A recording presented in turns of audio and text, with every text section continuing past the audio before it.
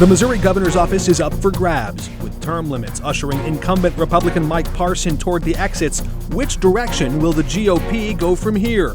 Three top candidates are battling in the polls. The winner of the August 6th primary could go on to hold the highest office in the state. Tonight, the candidates debate. From the 5 on Your Side studios in St. Louis, this is the Missouri GOP governor's race debate. Welcome to the 2024 Republican primary debate in the race for governor. I'm Mark Maxwell, alongside moderators Carol Daniel from 9 PBS and Caitlin Canute from KSHB in Kansas City. Over the next hour, you're going to hear from some of the Republican candidates running for governor. Each candidate will have 60 seconds to make an opening statement and 90 seconds for closing statements at the end. At the moderator's discretion, we may extend an additional 60 seconds for rebuttals or clarifications. We will not allow any interruptions during the candidates' answers. So let's meet the candidates who are here with us tonight. Jay Ashcroft, who is currently serving as Missouri's Secretary of State, and Bill Eigel, a state senator from St. Charles County. Welcome to you both. 3 candidates qualified to appear on stage tonight. Regrettably, only 2 showed up. For the sake of transparency, Lieutenant Governor Mike Kehoe's campaign did engage in several conversations with us as we planned this event. At no point did they object to the timing or ask us to reschedule on a different date, so we held this open podium out in good faith on the chance he might reconsider and rearrange his schedule. Now, gentlemen, obviously we understand that each of you hold proper titles in your current roles as elected officials, but tonight you're candidates running for the same job, so we will be addressing you by your last names, Mr. Ashcroft and Mr. Eigel. And because you're running for a job, we're going to treat this like a job interview.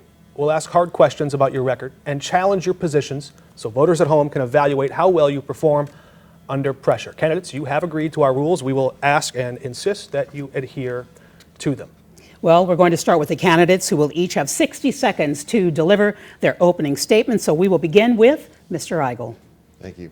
Well, good evening, everybody. I'm State Senator Bill Eigel. I'm a military veteran and small business owner, and I'm running on a platform for Missouri that is basically going to accomplish 4 things for the great state of Missouri. 1, we are going to arrest and deport every single one of the more than 70,000 illegal immigrants that are estimated to be in the state of Missouri right now. I support Donald Trump's plan of deporting every illegal in the country. We're going to make that happen here in Missouri. 2, we're going to eliminate personal property tax in this state because you shouldn't have to pay rent to government every December 1st for the crime of owning a car. 3, we're going to make sure that no foreign country can buy Missouri farmland, and we're going to make sure we get every single square inch of Missouri that we've lost to foreign ownership back. 4, we're going to protect our families. We're going to protect our families from the crime getting out of control in St. Louis, the nonsense of the pornography and the other, the pornography and the information that's in our schools right now. We're going to make sure that that doesn't happen, that doesn't get to our children. We're going to protect Missourians.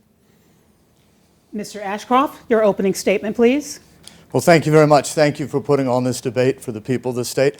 As Secretary of State, I led Missouri's election rating from the Heritage Foundation from being 11th in the country to being in the top 3. I led the fight last year to stop our farm and other properties from being sold to foreign entities. I protected children in libraries from inappropriate material, and I've worked hard to make sure that the people's money was returned to them and we took less of it as a government. As governor, I want to make sure that parents are in charge of education. Mom and dad know best. I want you to control the money, control the values, and the education for your children. Right now, fewer than 25% of Missouri 8th graders are proficient in math and reading. That's deplorable. Number 2, I want to put an emphasis on public safety. No Missourian should have to go to sleep at night scared in their own home. And number 3, it's time we cut government. I've put forth a plan to get rid of Missouri's personal income tax, $8.5 billion to return to the people of this state. It's time we quit subsidizing people that don't want to work and hurting people that do work. Thank you both. Mr. Eigel, first to you. You're running an ad that promises to, quote, round up every single illegal immigrant in Missouri and, quote, get them out of here. As you know, there are many different types of undocumented immigrants, some who came here as children, others who are currently working jobs and paying taxes while awaiting a court date, others still who have lived here for decades long enough to become naturalized citizens. Some migrants may have even driven freely across state lines in Missouri on a bus, say from Texas to Chicago, completely under the state's radar. So how exactly would you propose expanding police powers broad enough to identify and locate these people to, quote, round them up? Well, first of all, we're going to declare an invasion. That's what this is. It's been going on since Joe Biden opened up the border back in 2021. We're going to declare an invasion under Article 4 of the Missouri Constitution, and that is going to grant the authority to our Highway Patrol, our National Guard, and every one of the sheriffs in every county of the state to arrest and detain and deport individuals who are here under unlawful immigration status. So I think what we've been lacking is real leadership on this issue. While this problem has continued to get worse, we haven't seen any action coming from our statewide leaders. That's all going to change in January. And the frustrating thing for me is that we don't have to wait until January. Mike Kehoe and Mike Parson could take care of this and address this issue right now. But Mike Kehoe, who's not only doing nothing as the lieutenant governor of the state, is afraid to come onto this stage because he opposes deporting the illegal. He has embraced the idea of amnesty in the state of Missouri. He opposes Donald J. Trump's plan to deport every illegal immigrant, not just in Missouri, but around the country. Mr. Ashcroft, your opponent here tonight, Mr. Eigel, just published a campaign video showing him next to a Hispanic man who speaks Spanish and translates his threats to, quote, throw undocumented migrants to jail and end handouts. When Democratic Minority Leader Crystal Quaid, also running for governor, called that imagery, quote, racist bigotry and bad for business, Eigel's campaign took those reviews and promoted them widely. Do you think his ad, or that reaction, was appropriate? Well, what I think is appropriate is to have a governor that will protect this state, that will put Missourians first. And right now, our federal government is not doing that. I'm proud to be the first individual running for governor to call for us to send troops to the border to help Governor Abbott. I'm proud to have been the first person to say that if we want to stop the problem with illegal immigrants in this state, we need to quit subsidizing, which unfortunately our legislature has done for years. I've never been in favor of that, and I'm not in favor of that right now. I'm proud to have supported the police officers and put out a plan for public safety that will make sure that our police can help when they apprehend criminal illegal aliens to make sure that they are turned over to the federal government to be deported. We have a problem. Catch and release doesn't work, and the state has to step in because the federal government is not doing their job. Mr. Eigel, Arizona tried to enforce its own immigration laws in 2010, and the Supreme Court said states cannot do that. The federal government enforces immigration law. There's the Supremacy Clause, the Commerce Clause. You may know that Missouri doesn't have an ICE detention center.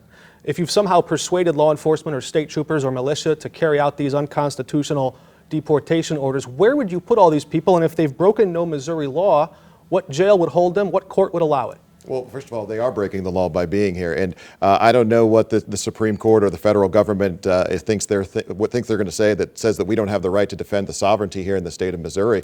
We are going to round up and arrest every single illegal immigrant that we can get our hands on, and we're going to get them the hell out of here. I have been very clear about this, and even after the answer from my opponent here tonight, I seem to be the only one that's ready to embrace Donald Trump's vision of deporting every illegal immigrant in America. We're going to do that here in Missouri. I happen to think that Donald Trump's going to be the president. I think he's going to be a partner in that. But regardless of who's up there telling us what they think we ought to be doing here in the state of Missouri, we're going to defend our sovereignty. And that means being tough on those that have come here under false immigration purposes and are breaking the law. Mr. Ashcroft, he referred to you there. I want to give you a rebuttal, but I want to ask you to answer that question about the Commerce Clause and free flow of traffic across state lines. How would a state even go about detecting or identifying which people were legal citizens in Missouri in the first place? Well, the first thing we need to understand is that the United States Constitution, not the Missouri State Constitution, requires that the federal government protect states from invasion. When the federal government is violating the Constitution and their oath to the states, then states have the right to actively participate in protecting their citizens. We've seen that happen in Texas. Missouri needs to do the same thing. And I'm looking forward to President Donald J. Trump being president. We didn't have this trouble at the border when he was president, and we will work with him to make sure that the people of this state are free from these lawbreakers. And a new question to you, Mr. Ashcroft. You recently said the only way to ensure that illegal immigrants don't vote in Missouri elections is to require proof of citizenship. Let's dig into that. Federal law already forbids non-citizens from voting in federal elections. The threat of deportation hangs over their heads if they do. In order to register or to vote in Missouri, you need a driver's license, a passport, or a military ID. As you know, Missouri law does not allow undocumented immigrants who are here illegally to even get a driver's license. So how exactly do you think undocumented immigrants who are here illegally could obtain or submit a ballot without detection? And if they did, wouldn't that be a failure of your office? Well, first of all, you have some inconsistencies that you cite there. Who's allowed to vote, except for the constitutional amendment, is driven by states in federal elections. Article 1, Section 1, with regard to the House of Representatives, and the 17th Amendment gives authority over who's allowed to vote to states. And in the amendment, it says whoever's allowed to vote for the largest legislative body of the state. Secondly, the federal government has a federal registration registration form that unfortunately our legislature has bound me to accept, and they have refused to reject that form. And the federal government has refused to require proof of citizenship for people that use that form. There is a case that I've been supporting it was called Brnovich out of Arizona, that would require proof of citizenship. But what I've been asking the legislature to do for years is to give me the authority to enforce and make sure that non-citizens aren't voting. Just a checkbox isn't enough. The first thing they did when they came to our country was break the law. We need to make sure they prove their citizenship before they're allowed to vote. I'm going to ask for a quick clarification there because I didn't hear a direct answer. How exactly would someone obtain a ballot, and have you seen evidence of that occurring? People could register to vote using the federal form because the United States government and the EAC refuses to allow proof of citizenship requirements on federal registration forms. That comes from Intertribal Council versus Arizona in 2013.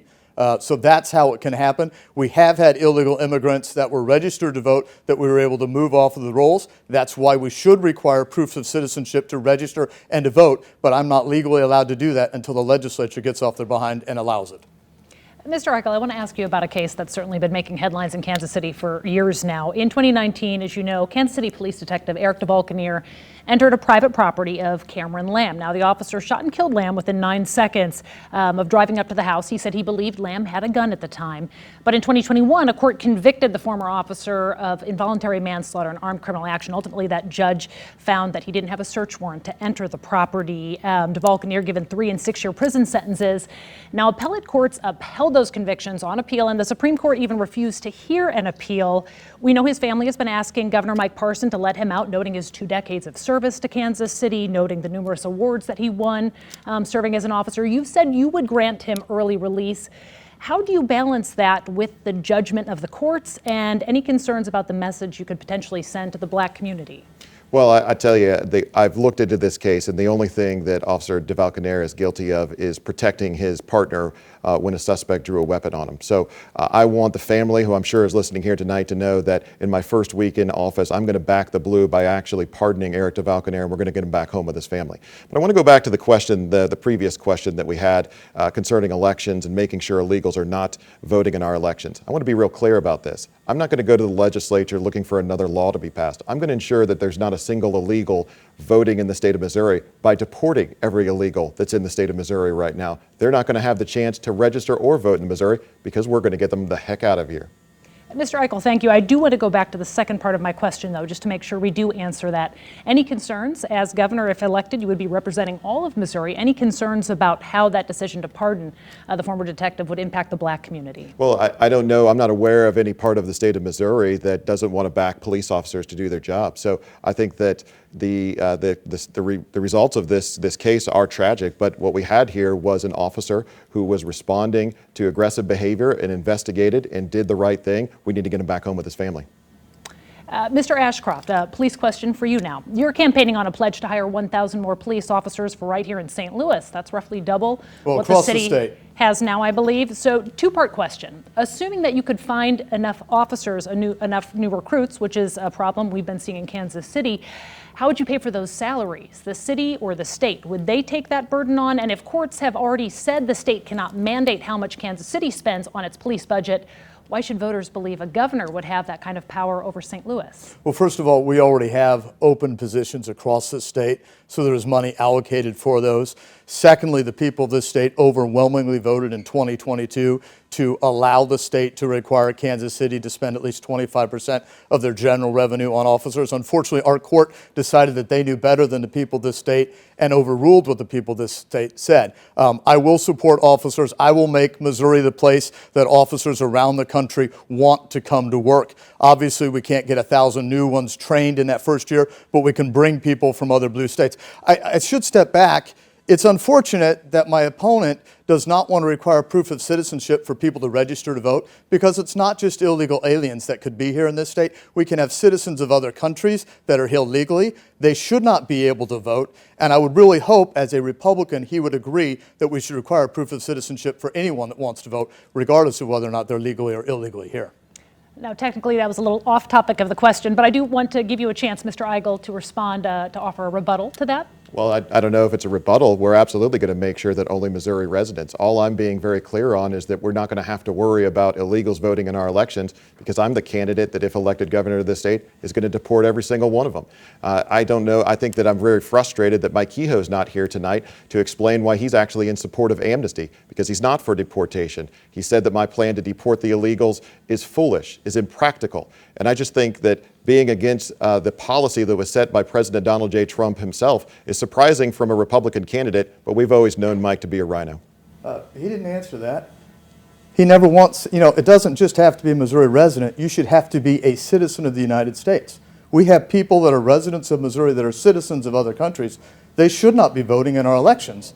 And I would hope that the senator would agree that non-citizens should not be voting in our elections. Well, is that a hard question? no, it's very simple. I'm going to go ahead and say yes. Thank you. Only United States citizens. That's what we were fighting out on the Senate floor this year. We actually passed a bill that's going to put that very question in front of the people of this state. So of course that's the case. No, you didn't. And it gentlemen, I doesn't hate to require interrupt. proof of citizenship. We've already done with our time the initial answering the question and the rebuttal, and you will have time to address these concerns in your closing statements as well.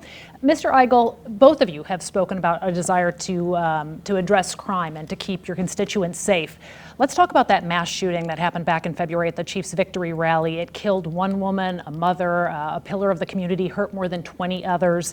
Missouri gun laws allow concealed carry without a permit, and the 6 shooters involved that day could potentially use stand your ground laws in Missouri to dodge those charges. The school shooter at CVPA in St. Louis, too, also known to authorities, and his mother had begged police to address her concerns about mental health issues there, but they could not because Missouri has no red flag laws. So polls do show red flag laws and mental health background checks are widely popular across party lines.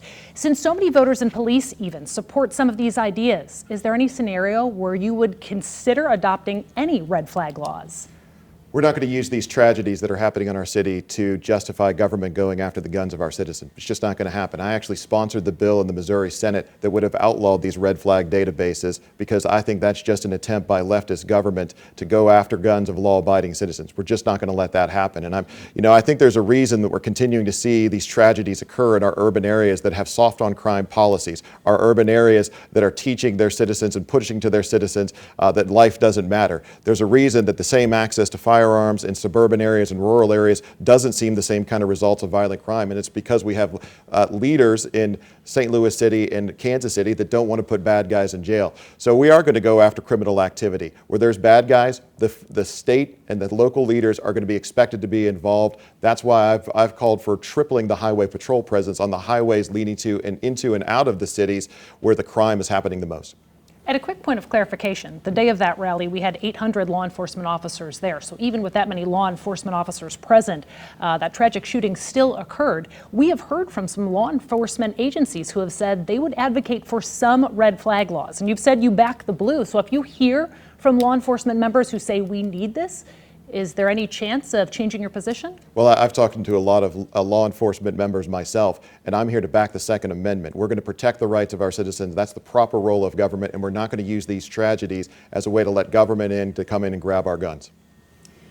Mr. Eigel, St. Louis police were recently able to disarm a man who had 2 guns. He was on the top of a parking garage. People were celebrating downtown during Independence Day. He was already wanted for a shooting in Illinois, you may know. The only reason they were able to disarm the man is because of a local ordinance that requires a concealed carry permit to carry guns in the open. Without that ordinance, under current law, police say that they would have had to wait until after the shooter actually opened fire to detain him or disarm him. If police, again, themselves are asking for more tools to keep the public safe from gun violence, would you commit to law enforcement to help them in that? So I want to make real clear, because it feels like the media often tries to drive a narrative that the reason we have violence in our cities has to do with guns and the materials and the tools that criminals are using to commit these crimes. And that's not the case. Criminals are committing crimes. We need to empower the police to go after them and put them in jail. I'm going to commit to law enforcement right now that I'm going to have their back by providing the resources if the mayor of the city of St. Louis or the mayor of Kansas City doesn't want to provide and support those officers. We're going to get behind them and make sure they have the tools to do the job that we desperately need them to do, particularly in the areas that are being hit the most by criminal activity. And I apologize, not a narrative that I'm spinning, but that's what police were actually saying. So I want to be clear that I'm not spinning or trying to create any narrative for you tonight, sir. But a follow-up to that, it is law enforcement asking, as you said, resources. They're asking for that as a resource here in the city of St. Louis. They are asking for that as a tool. I appreciate the statement there, but the reality is in 5 minutes of debate, I've been asked more by members of the media of how we're going to grab guns than I have by actual law enforcement individuals across the state of Missouri in the past 9 months of campaigning. I don't think that the law enforcement is looking for us to infringe the rights of our citizens. I think that's a leftist media-driven narrative that I'm not going to buy into. I'm going to be the protector of rights. We're not going to let anybody come in and grab the guns of law-abiding citizens, whether it's overarching government or the federal government. We're going to protect our citizens. Let me turn to you, Mr. Ashcroft. The St. Louis Police Association is endorsing Mr. Kehoe, but earlier this year, the Ethical Society of Police, the group that primarily represents black officers, did endorse you. And in a statement, the organization said it was because you are committed to bringing their voice to the table. So a two-part question here for you, sir. One, can you describe from your sense what are the unique needs of black police officers? And then secondly, the St. Louis Board of Aldermen passed a ban on open carry for those 18 and under, and police are actually praising it. They say it's having a positive effect. Could you give a message to St. Louis police officers who say they are pleased to see fewer juveniles in this case? We're not talking about adults, but juveniles in St. Louis openly carrying weapons. Well, my message to the police is the same message that I gave to the Ethical Society of Police Officers, is that I will have their back. We will make sure that they are resourced. We will make sure that the state takes back control of the City of St. Louis Police Department, so cops don't have to go to their district and realize there's not a car that works. Or when they have to chase someone down, they have to roll down the window and open the door from the outside because the interior door handle doesn't work. We will work to make sure that we have 1,000 new officers across the state in the first year. We will work to make sure that if there is a prosecutor with a vendetta, officers get a fair shake and they can have a change of venue, maybe to Cole County, so we never see what happened in Kansas City earlier with an individual that, as far as I can tell, all he did was follow his training, and now he's in jail for 6 years. And let me just go back to red flag laws, because you never seem to ask me about that question. We should never take away someone's constitutional right unless they are adjudicated guilty in a court of law with due process for a felony. The right to bear arms is there for a reason. It protects all rights. I do want to ask a follow-up about the statement that the Ethical Society said they are endorsing you because you are bringing their voice to the table. What is their voice? What is it that you are going to support? They have been defunded. When the state controlled the police in St. Louis, there were 2 facilities for repairing vehicles. When the state moved out, there was just 1, and then all the city personnel vehicles went through instead of police vehicles. They don't have the budget. They don't have the legal support. They don't know that when they do the right thing, the politicians will have their back. That will change. Mr. Eigel, you've targeted diversity, equity, and inclusion, or DEI, in academia. According to the Missouri Department of Health and Senior Services, black mothers are 3 times more likely to die in the 12 months after giving birth than their counterparts who happen to be white. DEI initiatives in medical schools do explore why that is happening, the systemic inequities, and try to examine ways to prevent these tragic deaths. When you target DEI in education, are you also saying that you would prohibit medical school students and doctors, therefore, from exploring this tragic issue and trying to determine how to stop these tragic deaths? Well, that's not my understanding of DEI at all. I see DER, CRT, all of these woke liberal agendas as different ways to be an attack on American families, and a way to try to get our children, to get our communities to view everything through a racial lens. I don't think that moves our state or our country forward. So I've actually made a commitment that on my first day as governor, I'm going to fire every DEI position across state government in every public education institution, every higher education institution. We're going to make sure that what we're doing in government is not being tainted by the idea that we should judge people on the color of their skin. I unfortunately think that that's exactly what DEI does. We're going to put a stop to it. When you look at medical school education and you hear that they are studying, for instance, men and prostate cancer, they're studying why black women die or are diagnosed later with breast cancer. Those are the result of DEI initiatives? Are you telling us that you do not support specifically looking at demographics and medical results? I'm telling you, I don't support DEI positions in government. I'm also telling you, I think we should point out that the Chancellor, Moon Choi of the University of Missouri, just came out with a statement yesterday that they're going to be actually of their own volition removing most of these DEI positions in the Mizzou system. So I think that's a good step forward. We're going to take a little bit further when I'm the governor of this state. Mr. Ashcroft, would you like to respond to that topic? Well, one thing I'd say is the governor can't just, with a stroke of a pen or by decree, fire every DEI individual in the state. But what he can do is he can withhold funding for that. And I will do that because I think it's important that we make sure that we look at people as to the content of their character, not the color of their skin. Mr. Ashcroft, back to you again with a full question here. Your campaign materials describe yourself as an engineer to voters. We now know it was a donor to Mike Kehoe's campaign, who was the professional engineer who filed that original complaint against you with the state. State records do show you were an engineer intern years ago and never licensed as a professional engineer. In your complaints to the media, you've brushed these complaints off rather as the swamp attacking you, and you've said that plenty of people with the job title engineer don't have a state license. That's true. We have some in TV stations. But my question to you is a different one. How do the skills you may have learned on an assembly line in the 1990s translate at all to the job of governor? Why should voters care what job you held right out of college? Well, I think it's about having the ability and the training to logically construct and deconstruct arguments, not to vote or approve things just because of who brought them forth or the color of their skin or whether or not your political party is pushing it, but to actually look at the numbers, to look at the process and say, what will the outcome of doing this be for the people of this state? Will it increase their ability to make their own decision however they want more often? Will it increase the opportunity for people to be the best they can be? Or will it increase the burden of the state on them? You know, we have so much redundancy and waste in our state because we don't have people that go in there and look at how processes should work, that understand that it doesn't matter what you put in. If your process is set up a certain way, that's the outcome you will get. And we need an engineer that understands process, that understands how to solve problems, how to think outside of the box, and lead the people to do better than they even realize. That's not governance, that's leadership. And the people of Missouri deserve real leadership. A quick follow-up for point of clarification. In previous remarks, you said you don't need a license from the state to call yourself an engineer. I want to make sure voters at home understand what you meant by that.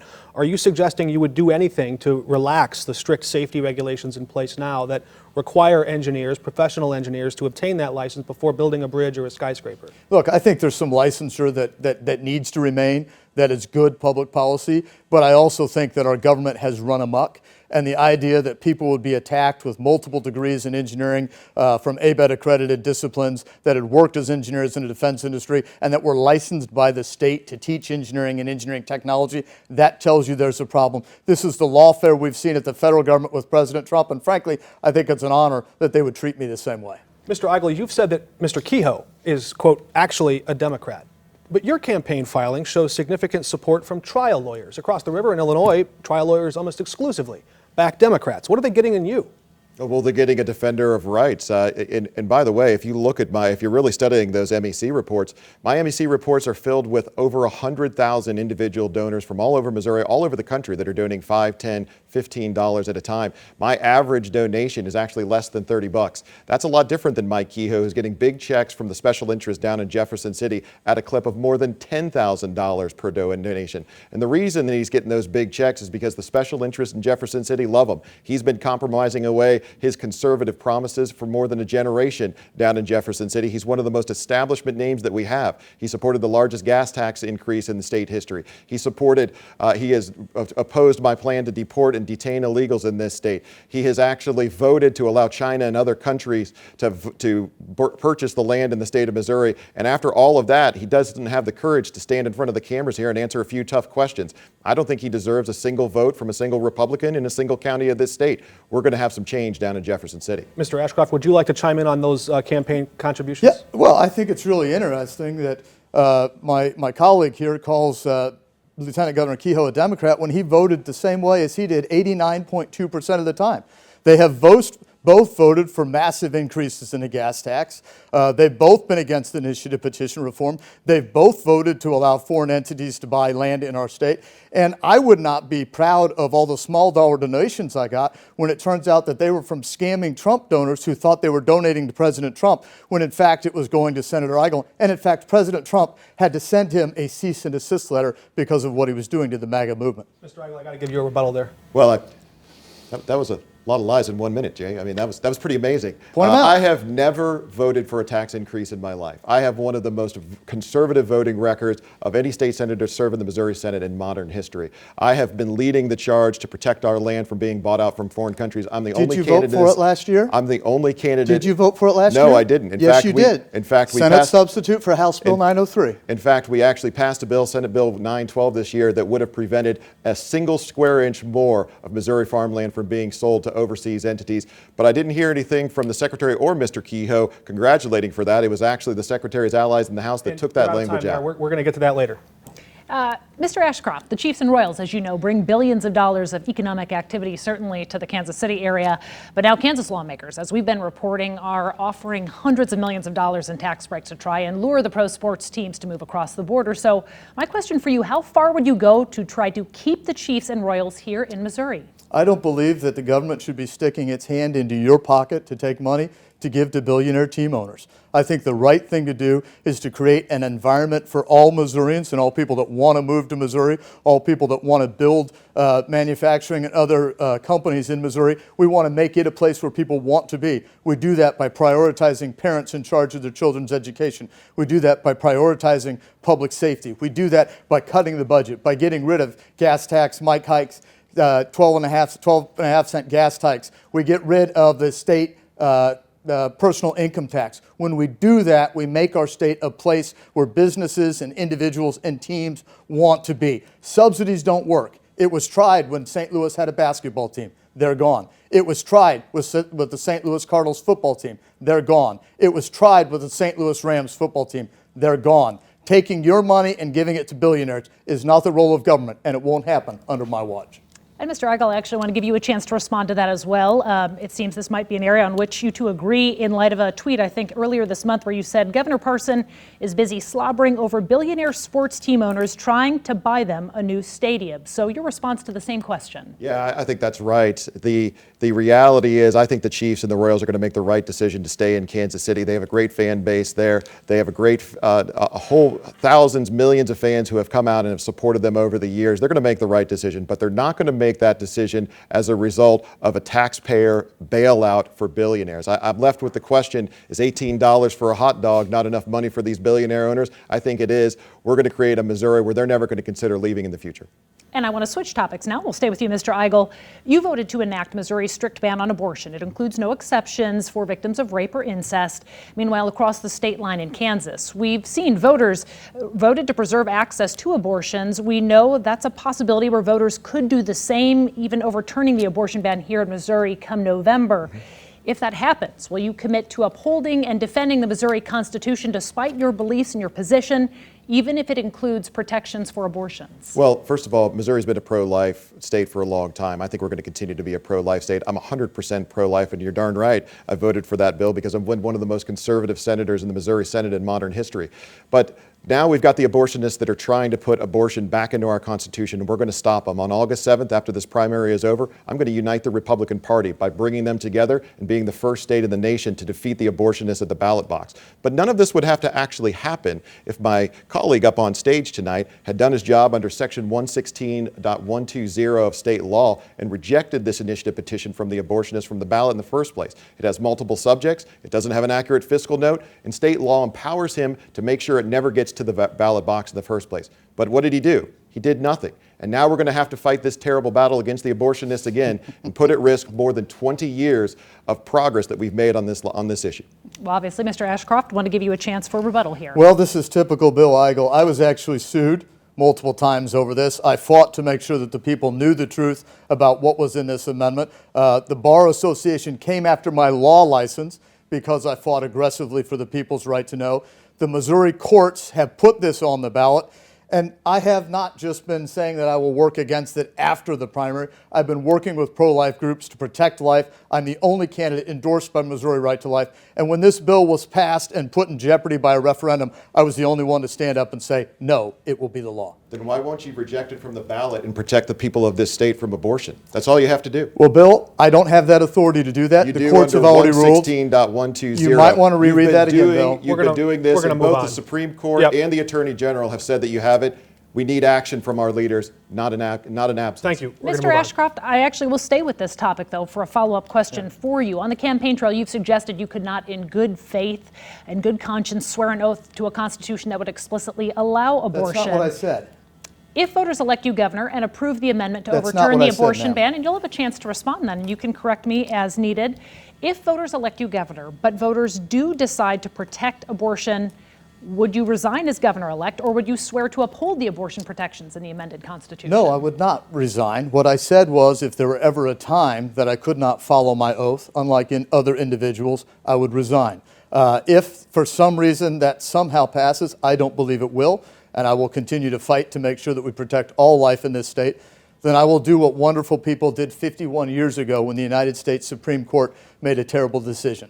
They said, we're not going to rest on that. We're going to get it changed, and I will work to make sure it changes if it gets passed. But I trust that the people of this state will do the right thing and will stop from passing that. This abortion initiative petition would not take us back to Roe v. Wade.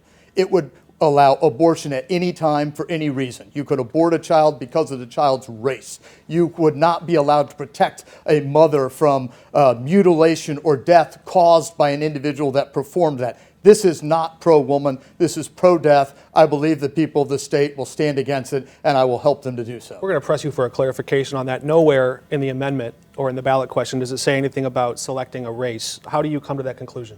Because of the simple language of what it says. It says in court, and I was in court fighting this. I actually filed as an attorney and entered the case. That's how they came after my bar license. They could not come up with a single restriction, they being individuals that had filed it, that would be allowed under this law. And in fact, it would protect anyone that performed an abortion, even if they killed or mutilated a mother, from any sort of criminal or civil punishment. So you've imagined this theory. No, I haven't imagined it all. I'm an attorney.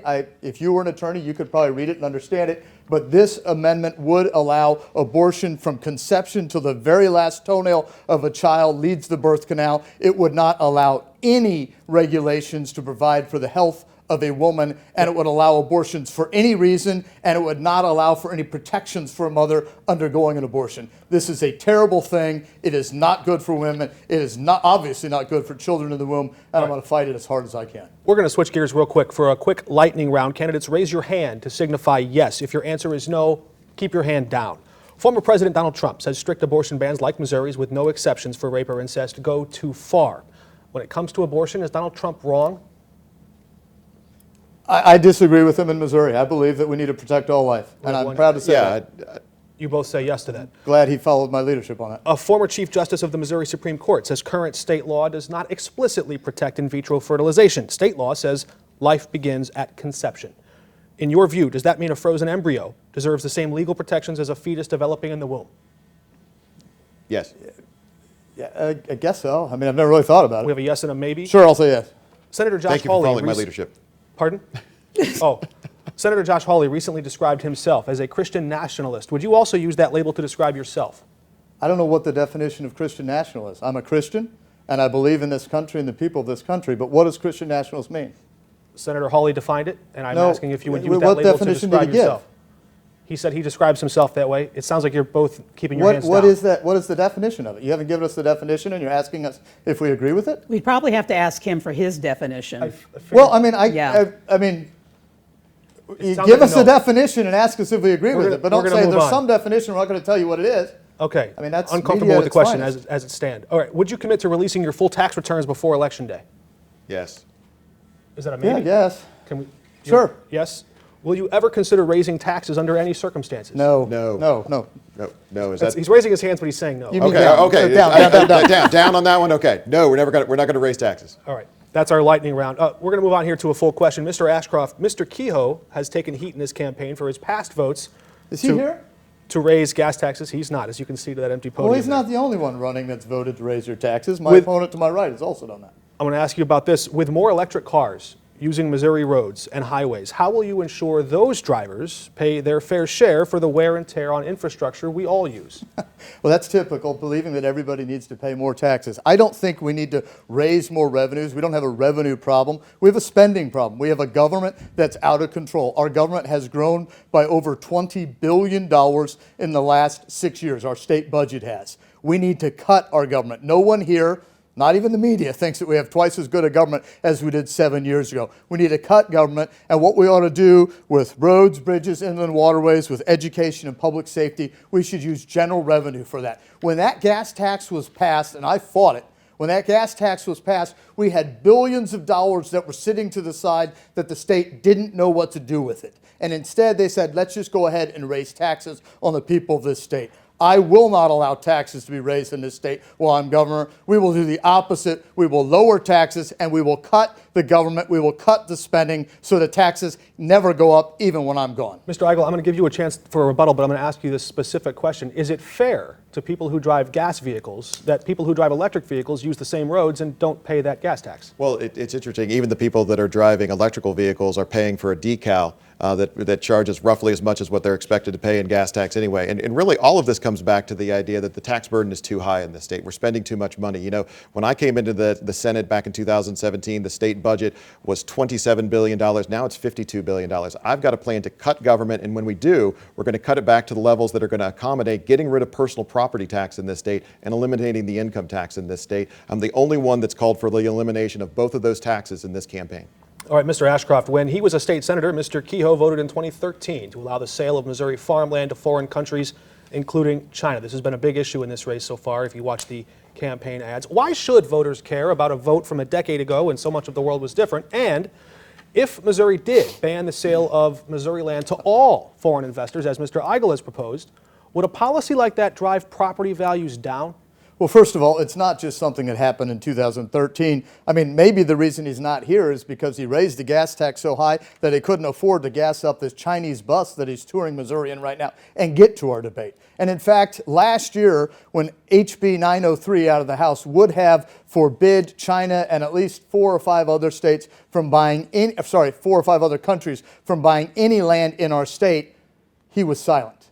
And in fact, that bill passed the House, made it to the Senate, and my colleague here voted to amend it to allow any foreign government to buy any land they want and even allowed them to use it for genetic testing on human beings and animals. That's wrong. We should not do that, and it's appropriate for the people of the state to be concerned about it. And anybody who wants can look up Senate substitute for House Bill 903. Mr. Eigel, I want to ask you for a rebuttal, but I also want to ask you about the federal government, for example, will sometimes not want to trade with adversary nations. But why ban investors in Canada from buying land in Missouri? So let me be really clear about this. I want Missouri to be owned by Missourians or at least Americans. I've actually been leading the fight to actually undo the bad vote that Mike Kehoe took back in 2013 to allow foreign entities to buy our land. We passed a bill this year and last year. The Secretary was not honest about the effects of the bill we passed last year. The bill we passed this year was a ban of any foreign ownership of farmland within 500 miles of a military installation. That's enough to cover every square inch of Missouri. And by the way,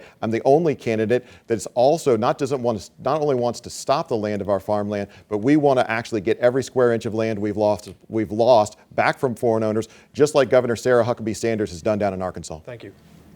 I do not want to leave you without an understanding of what Christian nationalism is. According to Christianity Today, going back to an earlier question that you asked, according to Christianity Today, Christian nationalism is the belief that the American nation is defined by Christianity and that the government should take active steps to keep it that way. Again, Senator Josh Hawley says he is a Christian nationalist. So you would say? Yes. We were founded as a Christian nation, and we want to keep those guiding principles, yes. All right. Mr. Eigel, you oppose transgender medical procedures and therapy. Mm-hmm. Can you be specific? Does that opposition include mental health therapy, including talk therapy, for instance? And if so, what is your advice to parents who are trying to help their children who identify as transgender? Well, I tell you, we're going to protect our children from this transgender ideology. I have two children. When they were young, I didn't let them determine their bedtime, much less the gender that the Lord himself has ordained. So I've already supported legislation to prohibit these treatments, these hormone therapies, these surgeries from being inflicted upon these children. I've met some of the survivors of these therapies that have been physically maimed and have been set up for a lifetime of medicalization because of this harm that's being done to their bodies, not only physically, but psychologically as well. So no, we're not going to let this happen to any child in the state of Missouri. And no matter where you are, I consider this abuse of a child. We're going to make sure this never happens within the borders of the great state of Missouri. And again, your advice to parents who are facing this? Listen, the parents go through a tremendous amount of difficulties. As I said, I've had two children myself, but there's never a moment that it's appropriate to subject your children to child abuse, which is exactly what I think this is. And a quick follow-up, you didn't answer the question on whether your ban would extend to talk therapy. I'm going to cover all therapies that push the transgender ideology onto children at any place or any time. Absolutely. Mr. Ashcroft, the Missouri Constitution prohibits the use of public aid for religious purposes and institutions, including any funding to sustain private or public schools controlled by any religious creed. Why do you think expanded tax breaks to fund the private school tax credit program are constitutional? And if you want to use public funds for private schools, would you need to then change the Constitution? The United States Supreme Court has spoken, actually, in a previous case, to allow that. So you cannot use religious discrimination as the reason why not to do that. We should not do it with tax credits. That's just getting the government involved, giving you some of your money back and saying you may have this if you use it a specific way. We should just take the money that would go to school for your child, put that into an account for the parent to make their own decision, whether that child will go to public school, public charter, private school, homeschooling. Parents know best and should decide how to use that. And let me just revert back. It's not therapy to tell a little child that they're a male but can become a female or vice versa. It's wrong. It's not true. It's not therapy. It's mutilation. It's wrong. I will make sure it doesn't happen as governor. And frankly, I'm quite disappointed. Although I testified in favor of the bill to stop that, the only statewide to do that, the Senate passed a bill that would only ban it for 4 years. That's ridiculous. We should protect our children in perpetuity. And as governor, I would have called them back into session to make sure we did so. And I do want to clarify, when we speak of therapy, I am speaking of therapists who would just be there to hear what parents and children are enduring, not to tell them. Does that make sense, sir? We do not help people by enabling them to have fantasies that are not true. If you have a child that believes they're a bird and says, I want to go jump off the 3rd story of my house, you don't say, sure, go do that. As a parent, you say, no, you're not a bird, you're my child, I'm proud of you, and I'm going to help you learn to grow and develop into the best young man or young woman you can be. That's how you help people. We should protect children from charlatans that would do otherwise. Mr. Eigel, question for you. Your opponent promotes Missouri as top 10 in the country for election integrity, but you are pushing for hand counting of ballots. Can you explain to voters what your research has shown that leads you to believe that ballot counting machines, in your words on your website, are vulnerable to unscrupulous special interest? Yeah, well, we've seen from my own county clerk that they've acknowledged that there are wires within these machines that can be connected to the internet, and he had to take action to cut the wires himself in order to make sure that wasn't happening. So I've opposed these Joe Biden voting machines in any of our elections. And of course, we're going to go back to the hand counting of ballots. Worked for Missouri for more than 100 years. I'm the only candidate in this race that really wants to be serious about election integrity and go after the machines. And I think that part of the reason that we've got a better ranking in those that you mentioned is because the legislature did some of what I would call low-hanging fruit. We required a photo ID to vote in this state. We got rid of the Zuckerbucks. My opponent up on stage here loved taking Zuckerbucks and allowing the private entities that are on the liberal left to come in and influence our direction, our elections. Well, we put a stop to that. We got rid of the drop boxes. We've been leading on that, but I'd really like to hear him explain why he doesn't want to get rid of all these vote harvesting machines and voting machines that I think continue to make our elections vulnerable. Would you like to respond? Yeah, I'm very happy. I led the fight to get that bill done. While senators were pontificating on social media, I was just off the Senate floor working with actual senators to build that bill. I've written legislation to improve our elections several times the year before. I had to kill a bill because the Senate wanted to add 6 weeks of early voting, and I knew that was wrong for the people of the state. For the first time ever, we require a photo ID, government issued, for people to vote. We outlawed drop boxes. We outlawed ballot curing. We outlawed Zuckerbucks. And when the federal Department of Justice came into Missouri, I kicked him out. I'm very happy of the fact that I've led on this issue.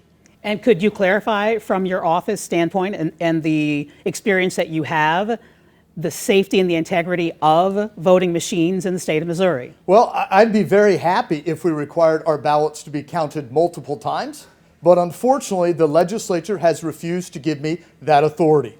Once again, the people responsible for writing laws have failed to write laws that would allow me to do what they say they want to do. Local election authorities may hand count ballots right now, but I cannot require it because the Senate has refused to give me that authority.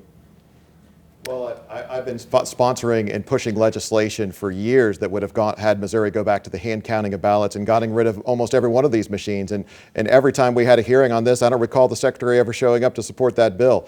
He accurately tells the story about how we were fighting in the Senate floor for those reforms like requiring a photo ID. But I was there the whole night with those other Republican conservative senators, and I don't remember seeing the secretary being a part of that discussion or part of that environment. So I'm glad what we've done, but I think it's the low-hanging fruit. If we want to be serious about making sure our elections are secure, I continue to be the only one that's calling for the elimination of these voting machines that have made our elections vulnerable. And I can tell by the Secretary's response, he doesn't want to make such a commitment. And I definitely need to move on here. Mr. Ashcroft, you're campaigning on a promise to end the state's income tax, yes, which makes up a third of the state's budget. Mr. Kehoe says cutting all state income tax would severely damage Missouri's ability to fund police education as well as infrastructure. Can you respond? First of all, it's less than a third of the state's budget. The state income tax was $8.5 billion last year. We're looking at a budget of over $50 million, so let's make sure we get our facts right about that. Secondly, the state budget has increased by over $20 billion over the last 6 years.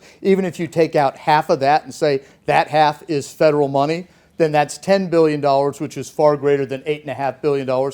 The money is there to do that. The problem is the lieutenant governor, who is not here to defend because he can't, wants to use the people of this state as his piggy bank. He wants to use your tax dollars to give to his donors so he can buy favor with people. The purpose of government is not to take your money and give it to other people. It should only be to do what has to be done and can only be done by government. That's why we need to get back to funding for education, public safety, roads, bridges, and inland waterways, and let people keep their own money. Gentlemen, if we can switch gears here, let's talk about the political climate a little bit. Following the assassination attempt on former President Donald Trump, we've certainly heard calls from both sides of the aisle to tone down some of the overheated political rhetoric. Mr. Eigel, you've used props such as flamethrowers and firearms to sell your vision for the state of Missouri. And since the assassination attempt, you've said that you won't stop using that kind of imagery. So how can voters take your calls to discourage violence seriously? Well, first of all, every ad that we've put out is talking about my vision for the state and particularly the ideas that I have that's going to make Missouri a leader in these United States. So when we're talking about arresting and deporting the illegals, absolutely we're going to be bold about that message. When we're talking about eliminating personal property tax, all these questions, we still haven't had a question about getting rid of personal property tax. I'm pretty sure there's a lot of folks out there tonight that would like to hear more about eliminating the rent that you have to pay on your car. When we're talking about protecting our farmland, not allowing any foreign countries, I'm the only individual on this stage that's voted for a bill that would have completely banned foreign ownership of our farmland in the state of Missouri, and yet I keep seeming to get attacked by these false attacks against me. So these ideas are what is going to unite the Republican Party. Donald Trump has been talking a lot about uniting the Republican Party. I think that's the right message. He's going to make a great president,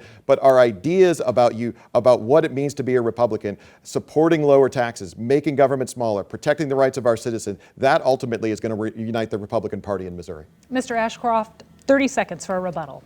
Look, we need consistent conservatives, not convenient conservatives. We need conservatives that vote to protect our farmland in odd-numbered years, not just in even-numbered years. We need conservatives that always are against tax increases. And we need conservatives that will actually cut the size and scope of government. Over the last 6 years, our state government has virtually doubled. That was the legislature's doing. We don't need someone that's doubled our government in our governor's mansion to continue to do so. We did have some more questions. Unfortunately, we were running low on time. We're going to have to get to our closing statements here. Each candidate, you will have 90 seconds to make a closing statement to our audience. We're going to begin with you, Mr. Ashcroft.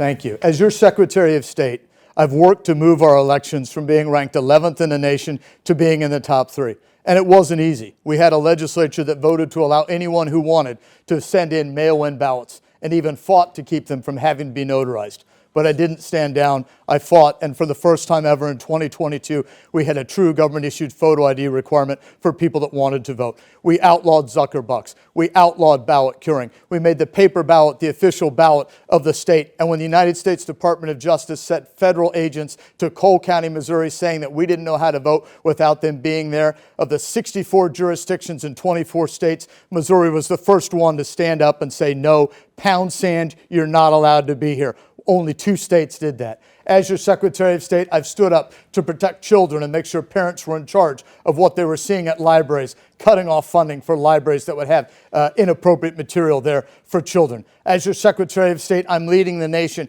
in protecting investors. I'm now being sued across the nation. I'm being sued by firms because they want to use your money for woke social agendas that don't get you the rate of return that you should. I'm running for governor because Missourians deserve more. They deserve leadership. They need someone to plot a course and show them how they can be better than they even realize. I've passed and gotten forth more conservative legislation than any other statewide. And with your help, we'll put parents in charge of their children's education. We will back the blue and get 1,000 new officers on the street in the first year. And we will slash the size and scope of our state and give $8.5 billion back to you, the people. Thank you, Mr. Eigel. The Missouri I'm talking about, I have a suspicion that there's a lot of folks out there interested in that Missouri because every 2 years on the first Tuesday in November, you show up and ask for it. And it's a Missouri where we're getting rid of personal property tax. You know, 29 other states have gotten rid of personal property tax. And yet, to tell you where the conversation typically goes, particularly in these media circles, we've gotten 3 or 4 questions about gun grabbing tonight, but not a single question about eliminating personal property tax. Under an Eigel administration, we're not going to do any gun grabbing. We're going to eliminate personal property tax. I'm the only candidate in this race that's made a commitment that we are going to arrest and deport every single one of the 77,000 illegal immigrants that are in the state of Missouri right now. I'm the only candidate ready to stand with Donald J. Trump to make sure that becomes a reality. Mike Kehoe calls it impractical. Mike Kehoe calls it foolish. He's not even here tonight to answer a few questions about his liberal voting record. We're going to protect our farmland in this state, and really protecting our food supply is a national security issue. We shouldn't have any foreign country buying our land. I'm the only person up on this stage and in this race that's voted consistently to actually protect the farmland of this state. Missouri ought to be owned by Missourians, or at least Americans. We're going to get back every single square inch we lost because of Mike Kehoe's vote in 2013. And finally, we are going to protect our kids from the pornography, from this transgender nonsense, this DEI, CRT nonsense in our schools. We're going to defund the Department of Elementary and Secondary Education. We're going to get a Missouri that's the envy of the nation. Pretty soon, another gubernatorial candidate in some other state's going to say to themselves and say to the people following them, let's do conservative big red things, and we're going to be more like the state of Missouri. Let's go, Missouri. That's all of our time. I want to thank both of you candidates for making the effort to be here. I know there's a lot of busy things you could be doing on the campaign trail. Also, thank you to both of our moderators, Caitlin Canute and Carol Daniel, for joining us here at this debate. The Missouri primary is August 6th. Make a plan to vote. That's your duty as an American citizen. That's it for us. Have a great night. Thank you very much.